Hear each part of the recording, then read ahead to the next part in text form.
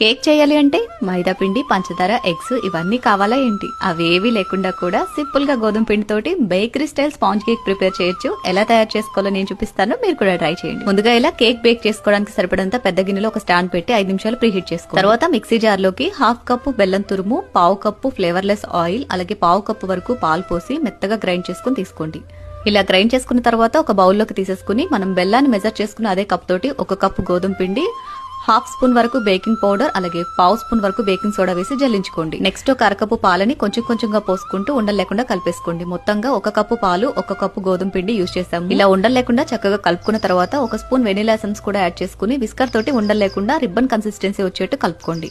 Next ఒక A4 sheet కి oil apply చేసుకుని కార్నర్స్ కట్ చేసి మనం కేక్ బేక్ చేయాలనుకుంటున్న గిన్నెలోకి ఈ విధంగా పెట్టేసేయండి. కేక్ అస్సలు అంటుకోదు ఇలా చేయడం వల్ల. రెడీ చేసి పెట్టుకున్న కేక్ పిండి అంతా కూడా ఇందులోకి వేసేసుకుని పైనుంచి కొన్ని జీడిపప్పు అలాగే కొద్దిగా ట్యూటీ ఫ్రూటీస్ యాడ్ చేసుకోండి. చూడటానికి కేక్ కలర్ఫుల్ గా టేస్ట్ కూడా బాగుంటుంది. తర్వాత ప్రీహీట్ చేసి పెట్టుకున్న గిన్నెలోకి ఈ కేక్ బౌల్ పెట్టేసి మూత పెట్టి మూత మీద ఏదైనా వెయిట్ పెట్టి 40 మినిట్స్ పాటు సిమ్ లో బేక్ చేసుకోవాలి.